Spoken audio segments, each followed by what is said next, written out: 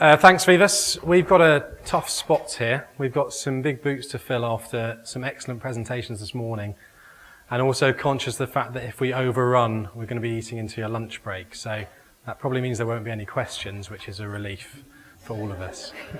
This is really Katie's show, and I've already been told to finish, so thanks very much.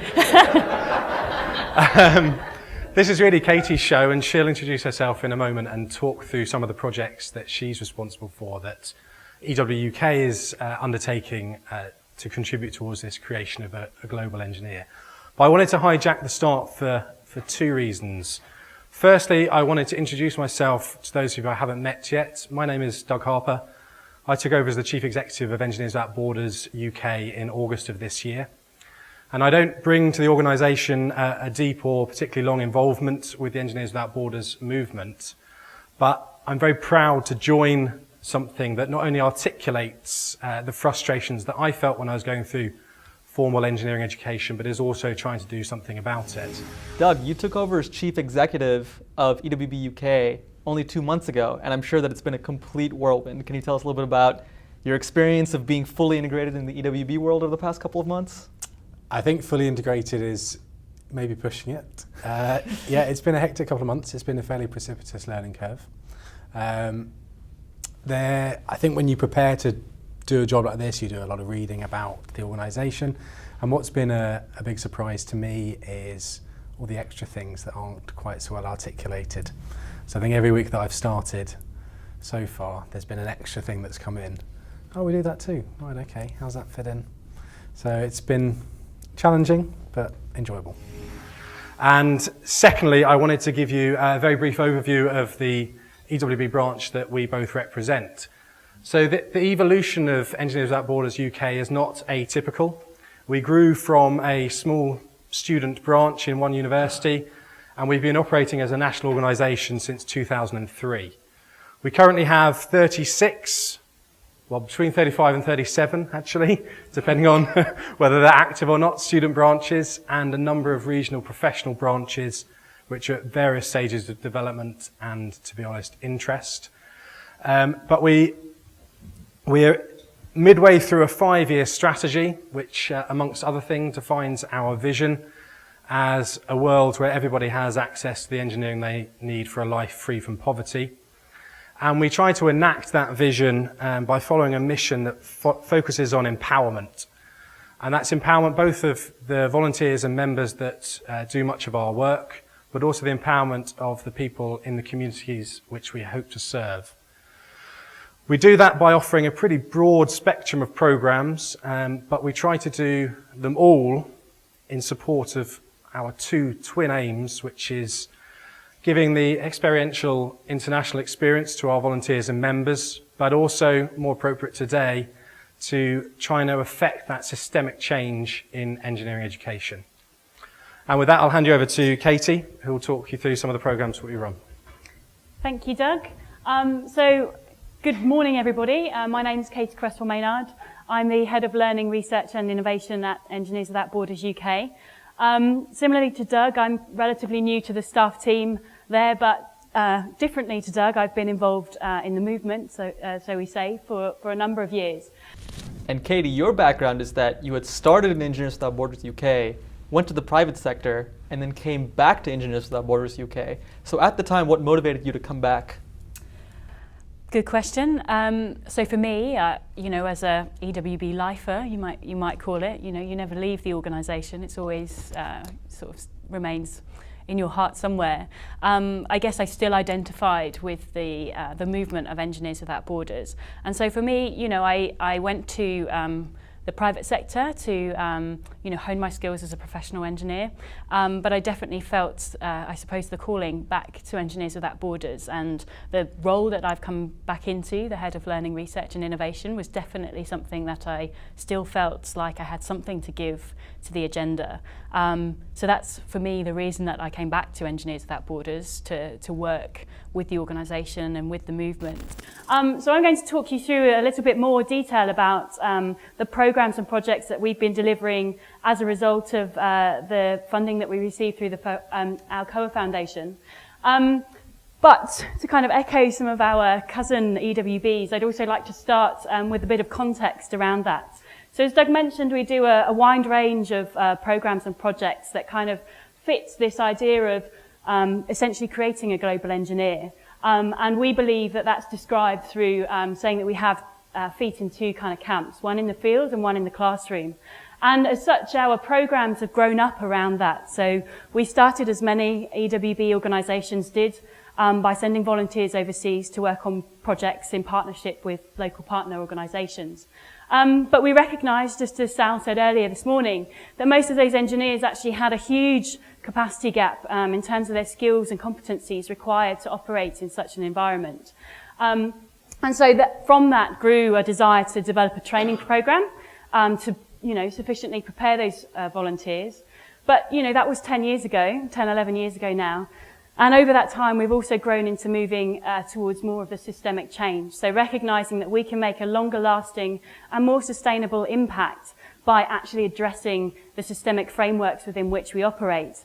And so really kind of addressing that factory that produces the engineers and engineering leaders of tomorrow. So increasingly, we do more and more of our work in education. So we've been thinking about this idea of a global engineer for a long time, and our current strategy, I don't pretend to think any of you can read that. Our current strategy was an initial attempt to kind of express how we at Engineers Without Borders UK understand this concept of the global engineer.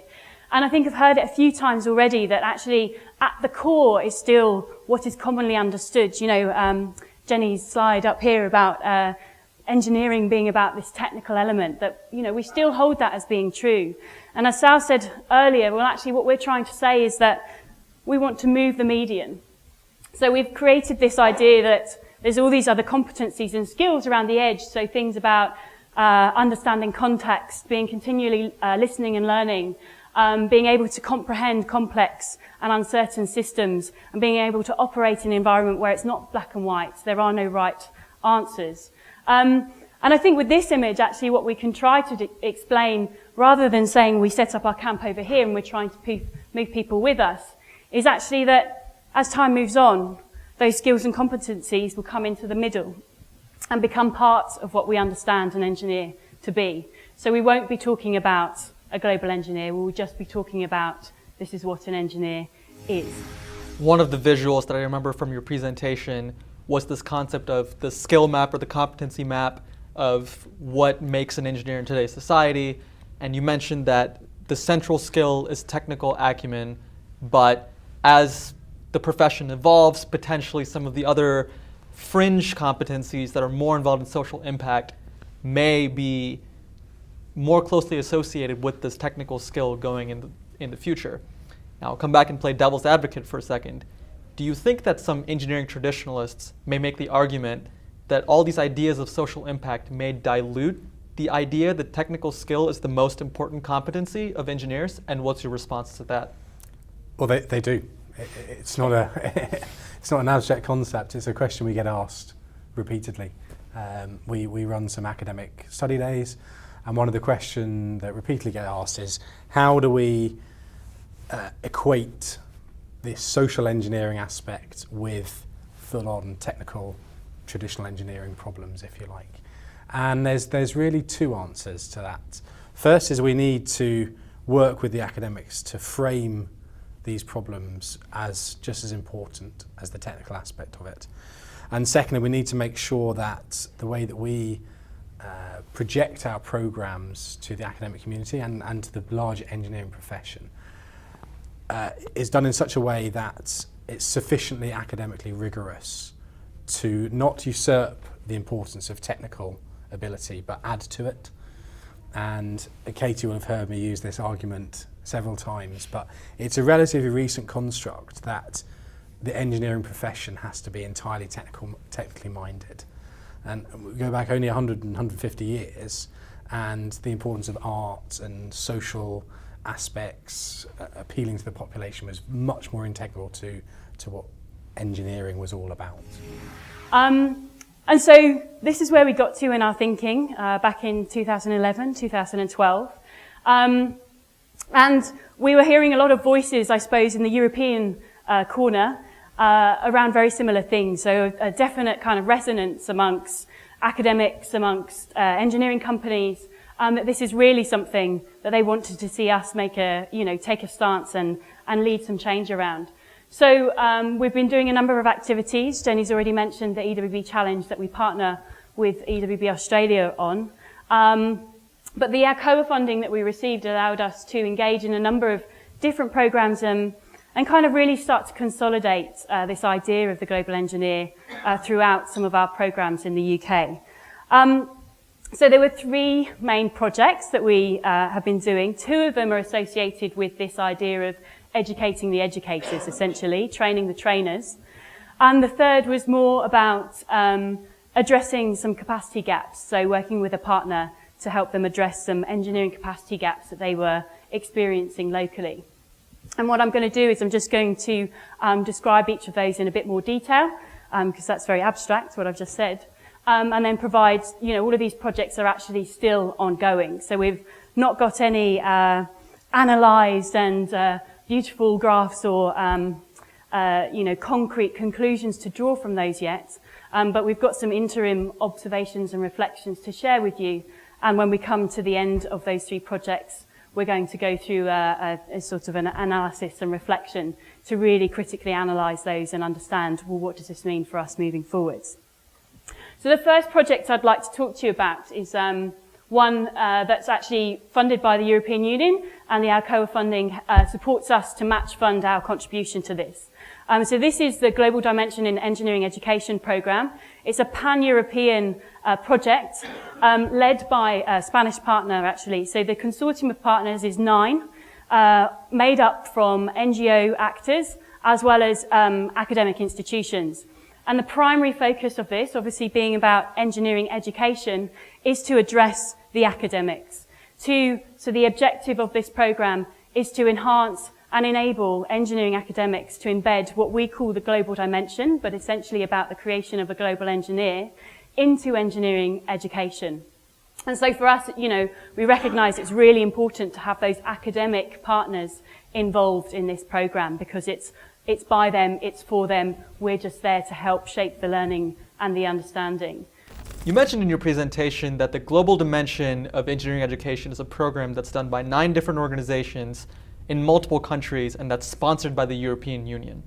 So tell me a little bit about how this sort of partnership came about. Did the European Union come to you with the impetus to start this sort of partnership?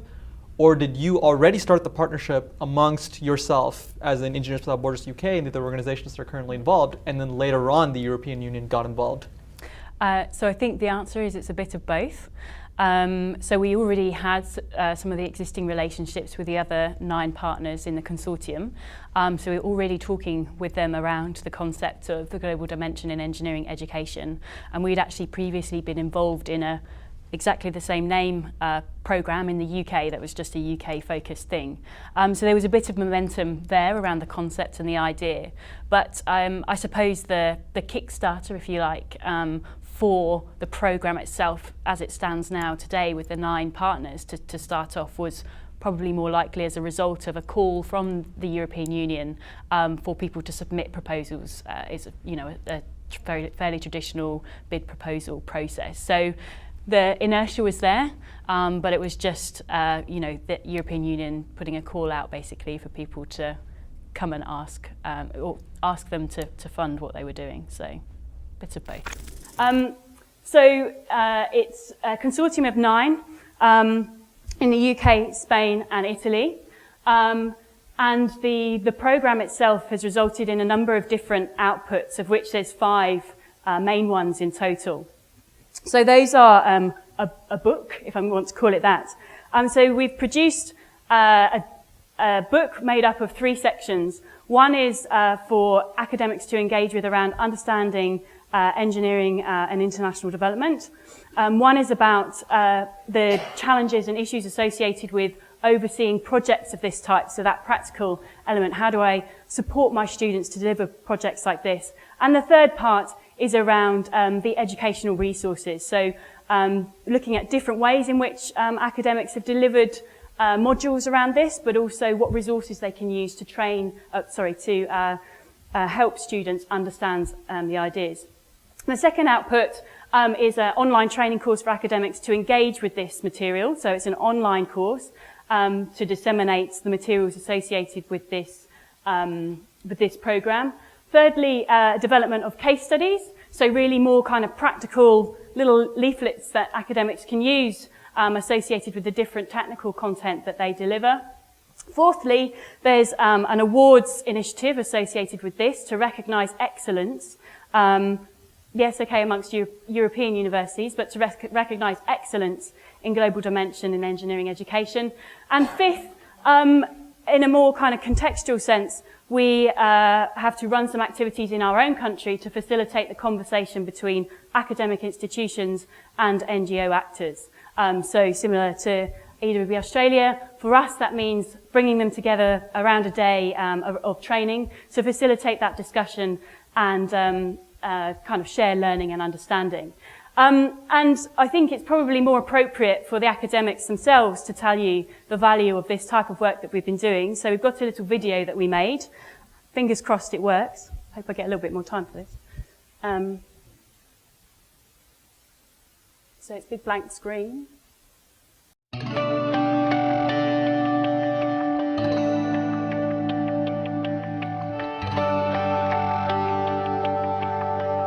At De Montfort University, we're really passionate about embedding sort of education for sustainable development in our curriculum.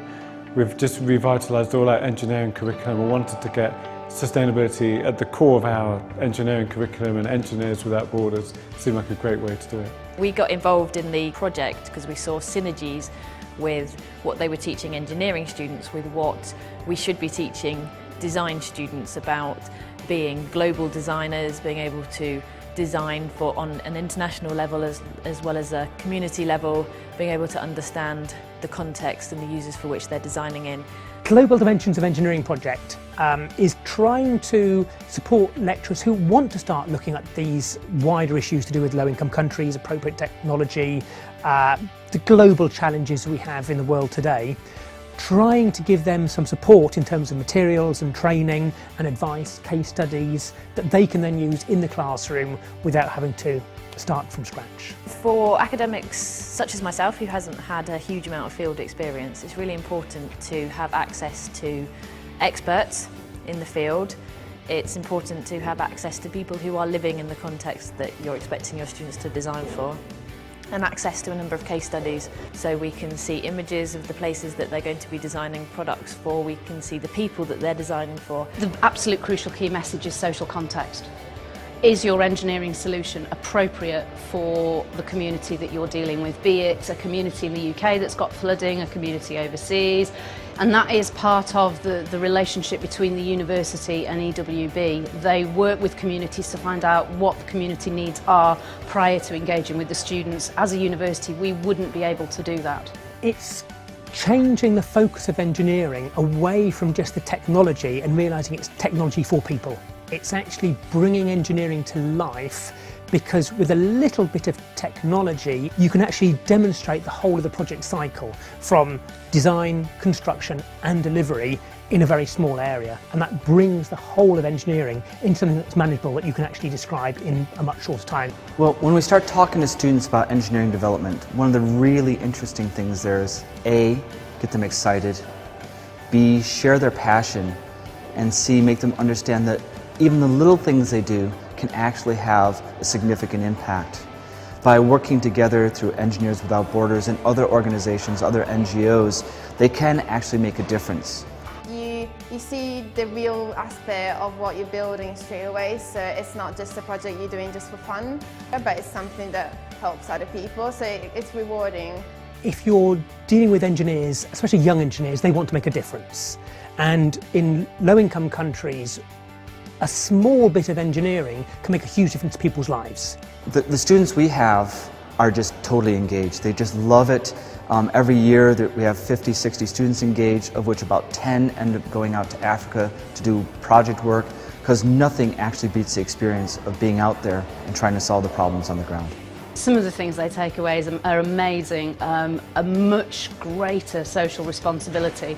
So we've had students where large global corporations have been presenting their graduate schemes, and our students that have been on the EWB Challenge or worked with EWB have stood up and challenged these large global organisations and said, what's your corporate social responsibility strategy? Do you actually work with local communities when you're doing global projects? And that's just phenomenal. You know, they're talking about making a difference and they're articulating that to potential employers, and employers love it. We're seeing time and time again now that employers are wanting graduates who've got a strong sense of social and environmental responsibilities. The challenge of energy, climate change are all on companies' agendas, and the trick is actually now to get students to understand that this is what employers are looking for. I think for the future of humanity, for the future of the planet, this is the way engineering has to go. I've had students who've said, now I've done this, I really want to stay and be an engineer that makes a difference. That's why you need to work with the Global Dimensions Project and work with EWB.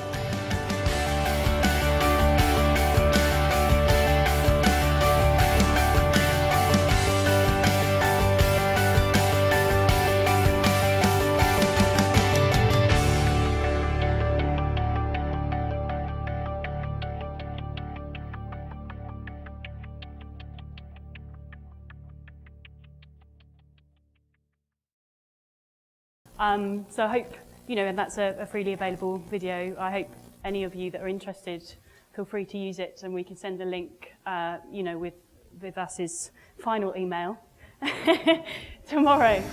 One of the most memorable scenes in the video that you showed was that now students in the UK are going back to their employers and are going back to private engineering corporations and asking them more about their CSR profiles and asking them more about the kind of social impact that they're having.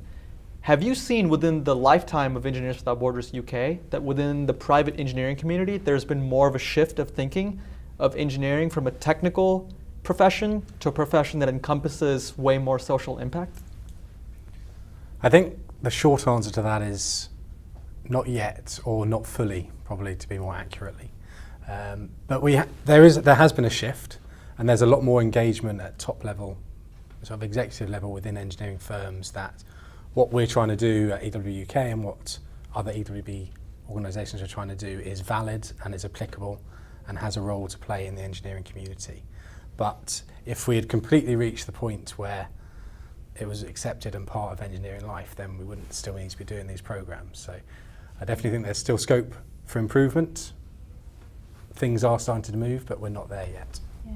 And just to add to what Doug said, we're obviously engaged with corporate engineering companies, but we've also had long-standing relationships with a lot of the governing engineering institutions in the UK. So the Engineering Council, amongst as well as the professional engineering institutes.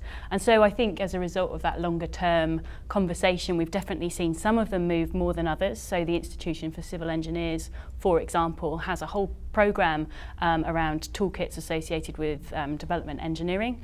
And similarly, the Engineering Council that lays out what we call the UK specification that basically dictates the skills and competencies that engineers become accredited by, have been run the course with us of the conversation, and are really trying to start embedding some of the competencies and skills that we talk about when we talk about this concept of the global engineer into what is understood to be meant as an engineer. So I think baby steps so far, and in agreement with what Doug said. But I think we're working with the right players, if you like that phrase, to really make a difference in the future.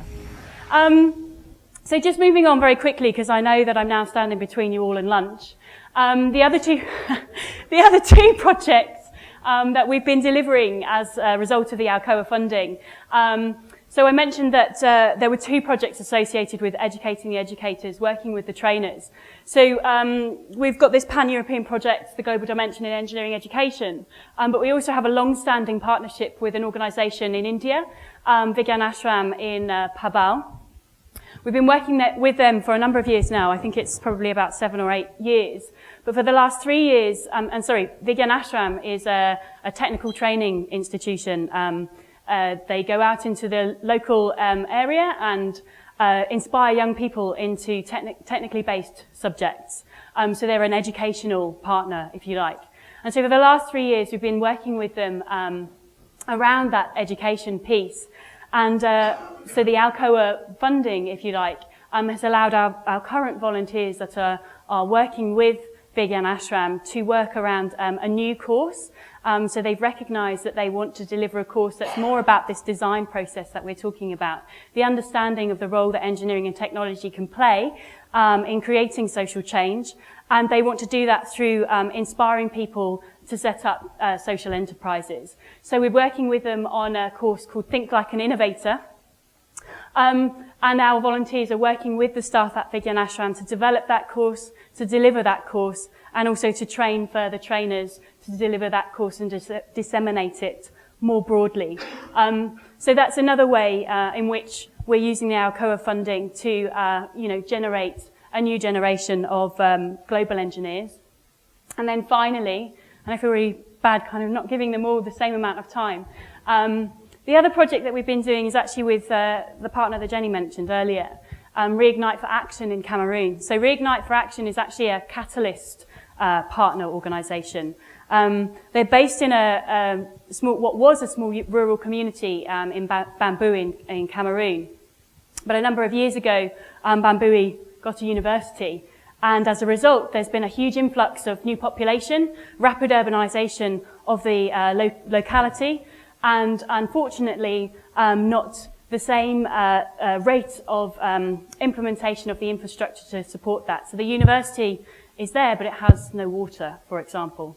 And so Reignite for Action, the partner that exists in Bambui, is really trying to bring about the right actors in the local community to address this infrastructure issue. And so we've been partnering with them for a number of years now, and our volunteers have been working with them on addressing some of these capacity gaps.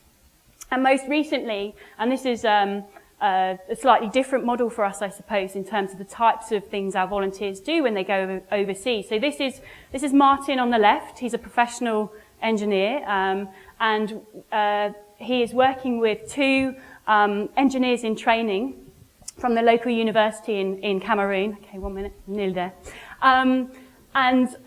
So what has happened is Reignite for Action are working in partnership with the local water authority, Bambui Water Authority, BAWA for short. And what they want to develop is a training program for engineers, because the water authority doesn't have any engineers within its staff team, and the engineers that come from the engineering factory, the university down the road, are missing some key skills in terms of the practical application of the theory that they learn. And so they asked us to support them in a way by providing an engineer who can train some budding engineers for the future to support them to develop those skills, and they will go on and train future generations of Cameroonian engineers to support the water authority in Bambui.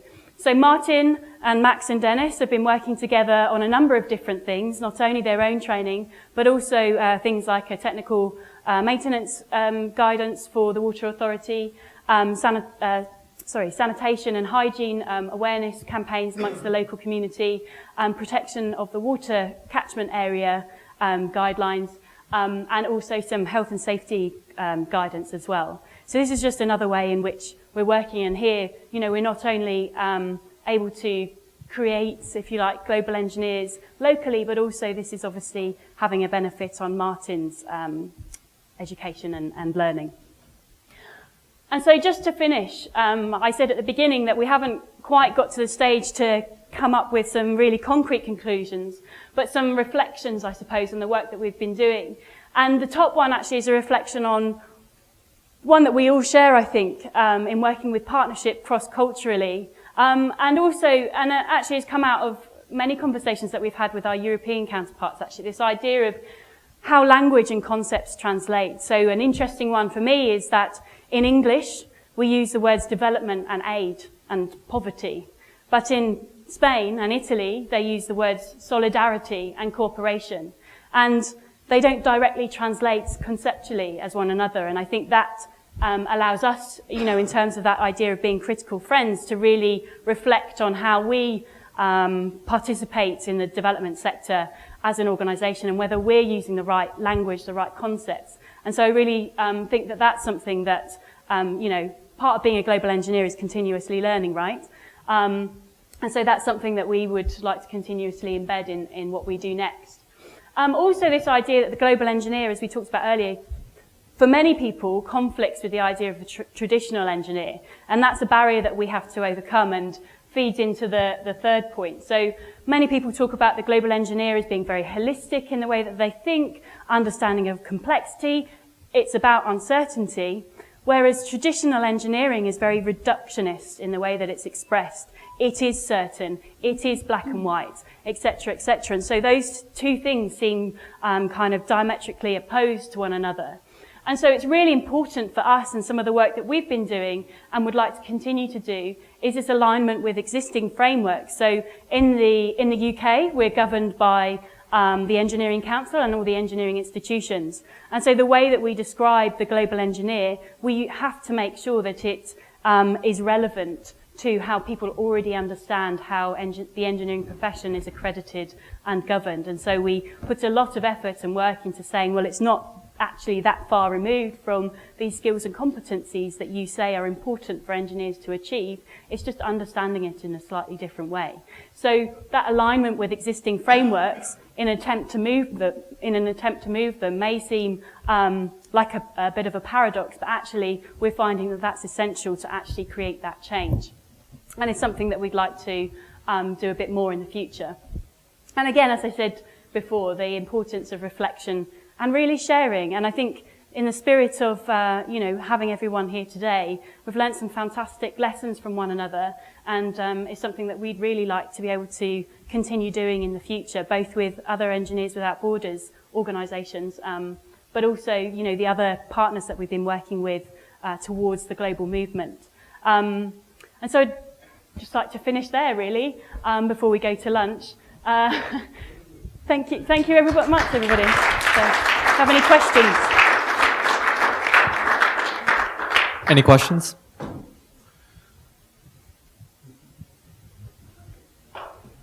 I'm going to endanger myself because people want to go to lunch, but I can't let you get away, Katie, without asking. These reflections are excellent.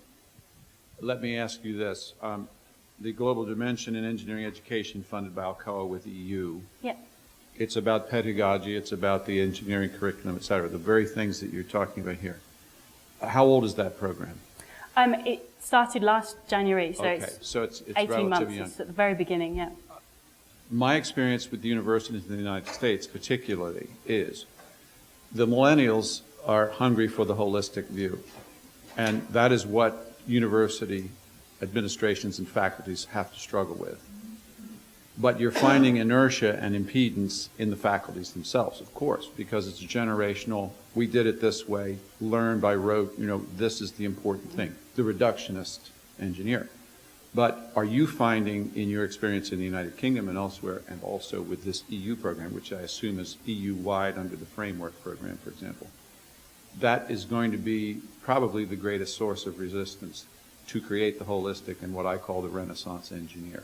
So reflecting on generational change within faculty structures, getting out of silos and having inter and multidisciplinary education for the engineer. Can you reflect on that a bit more with these very important reflections that you put up before us? Yes, I can try. Ask me in a few weeks, I might give you a slightly better answer. But definitely, I think for us, that is the biggest barrier. It's the institutional kind of frameworks, but also the generational thing, I think, as well. And that's why we have come to realise the importance of making sure that what we're talking about isn't so far removed from what they understand and they think is important that it doesn't seem like a huge leap of faith, if you like, to kind of move towards this way. But I think it's also about celebrating the people that are doing it. So I mentioned before the Global Dimension of Engineering Education has an awards initiative as part of it. And I think doing something like that is, okay, it's not, one of the top 5 publishing papers that all academics want to get their name in, but maybe in the future it could be.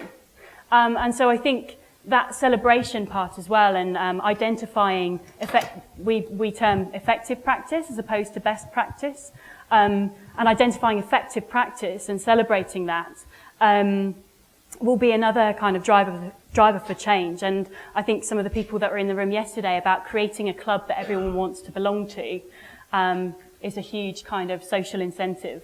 So an appreciation that it's a slow race, but trying to, I guess, apply our initiatives cleverly so that we can try to incentivize that change. It's not a stick, it's a carrot approach. I think as well, just to add to that, to increase the momentum of that shift in thinking, we need to make sure, and I'm not just talking about EWB-UK here, but any of these programs that we offer are academically rigorous enough to be credible.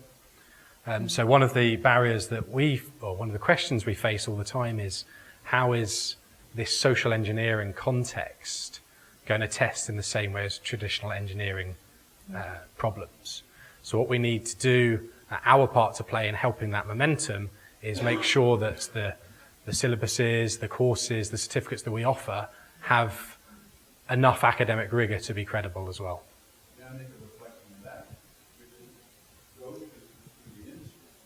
Go to the private sector and say, are these engineers coming in prepared for the workforce that you need? Yeah. And enlist those people, that is the demand side, to speak to the faculty. You know, you're preparing these people, they're ready to work, and we need people with these holistic, multidisciplinary skills and the experience on the ground with maybe a foreign language and development experience for the project is invaluable to us. And Alcoa would speak to that. Yesterday I was with Notre Dame and Cummins, all the big manufacturers in Indiana really covet this socially adept and culturally sensitive engineer. Any other questions? Okay, thank you, Doug and Katie. Thank you.